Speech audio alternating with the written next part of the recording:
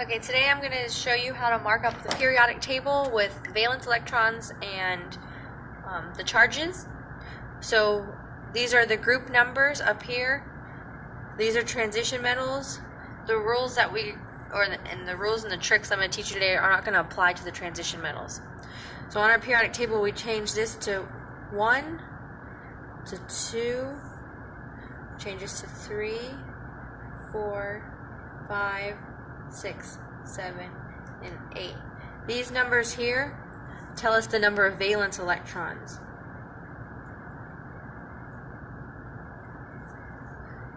So everything in group 1 has 1 valence electron, here's sodium. Everything in group 2 has 2 valence electrons, like magnesium. Everything in group 3 has 3 valence electrons, like aluminum, and so on. So the group number tells you how many valence electron that atom has. We're now going to use this to figure out what's the charge on the atom, because when these atoms go through chemical reactions, they bond, they come together, and the way that they come together is because of these electrons on the valence, the outside. So sodium has 11 atomic number, so it has 11 protons. It has 11 protons, it also has 11 electrons on the outside. On the valence, it has 1, because it's in group 1. So what it wants is that all of these elements want to have 8 in the valence. That's what makes them stable. That's why it's called the octet rule. They want 8. So what sodium is going to do, instead of figuring out how to find 7 more, is going to donate that to a chemical reaction. It's going to donate something negative, so it's going to have 10 electrons left over. It has 1 more proton, so its charge is positive 1. So now we're going to add charges to our table.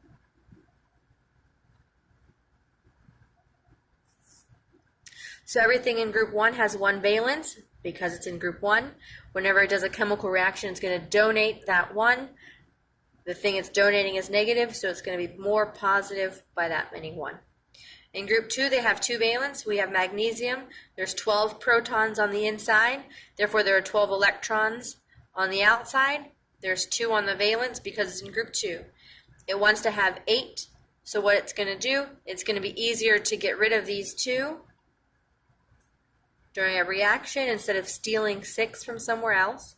So now it's going to have 10 electrons and 12 protons. So it's going to have a positive 2 charge. It's getting rid of something negative. The thing it's getting rid of is negative. So it's going to have a positive charge of 2. In group 3, like aluminum, there's 3 on its valence. When it does a chemical reaction, it's going to donate these 3.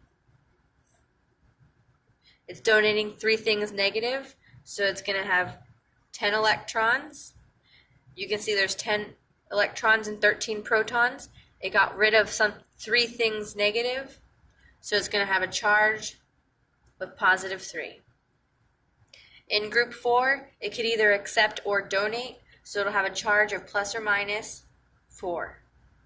In group 5, like phosphorus, it has 5 valence.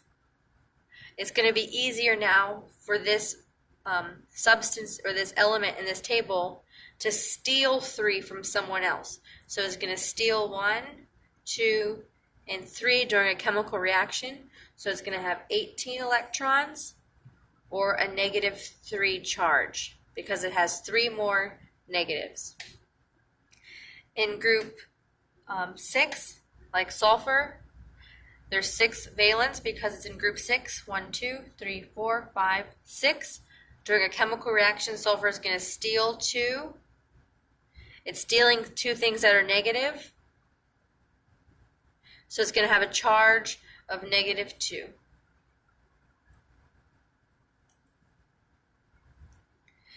In group 7, there are 7 electrons in the valence.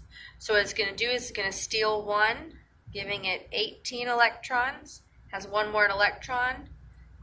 Sorry, that's 1. So it has a negative 1 charge. Elements in group 8 already have their octet full because they want 8. They're in group 8. They have 8. So they're going to have no charge. These are called noble gases. And they're called nobles because they're unreactive. They already have their octet full, they're happy. I hope that helps.